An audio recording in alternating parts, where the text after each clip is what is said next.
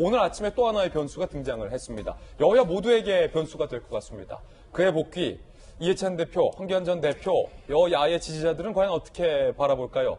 그가 돌아왔습니다. 안철수, 정치 복귀 선언.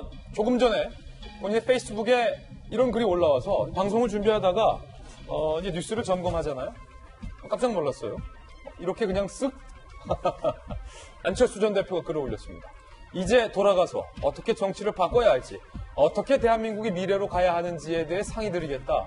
외로운 길일지라도 저를 불러주셨던 국민의 마음을 소중히 되새기면서 가야 할 길을 가겠다. 라고 얘기했어요. 그 말인즉슨 나 이제 공부 끝.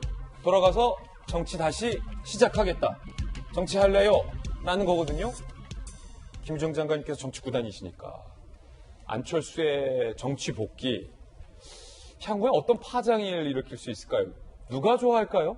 일단 안철수 전 대표가 총선 전에 올 거라는 거는 많은 사람들이 예상을 했던 것 같습니다. 왜냐하면 총선을 바로 건너뛰고 대선으로 가기에는 검증받을 시기가 없기 때문에 입항국에 안 오진 않을 거다. 그리고 또 하나는 만약에 그 탄핵 이후에 그런 약간 보수에 대한 이런 나쁜 분위기가 계속 지속이 됐다라면 좀 시기를 가늠했을 텐데 현 정권에서 조국 수석을 필두로 해서 뭐 유재수 감찰 무마라든지 울산시장 하명 수사라든지 뭐 이런 등등 해서 여러 가지 현 여권에 대한 비판의 목소리가 오고 있으니 시기적으로 내가 가도 괜찮겠다라고 판단을 하신 것 같아요. 네. 근데 다만 국민들이 관심을 가지는 부분은 뭐냐면은 사실은 어떤 특정 정당에서 이렇게 계속 이미지를 선명하게 했던 게 아니라 어떨 때는 소위 이 민주당 호남계하고 이렇게 또 같이 갔다가 예.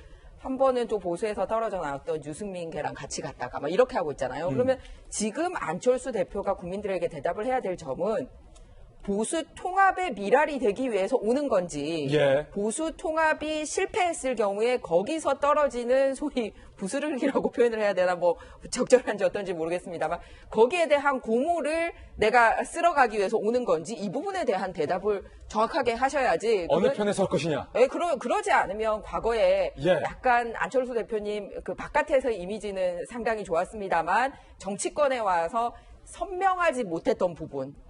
약간 그러다 보니 별명이 뭐 초중등 고등학교 중에서 어느 학생 같다라는 얘기를 들었잖아요. 그러니까 그런 거를 극복하는 게 중요하기 때문에 지금은 내가 중심이 돼서 뭘 하겠다. 보수 통합을 할지 그게 아니라 보수 통합과 상관없이 나만의 따로 길을 걸어갈지 그거를 대답을 하지 않으면 그냥 안철수 개인에 대한 욕심으로 끝날 거다라는 말씀을 드리고 싶습니다. 예, 총선이 다가오는 이 순간 여러 가지 지금 정치적 변수가 발생을 했습니다. 그래서 다양한 변수들 첫 번째 뉴스로 전해드렸습니다.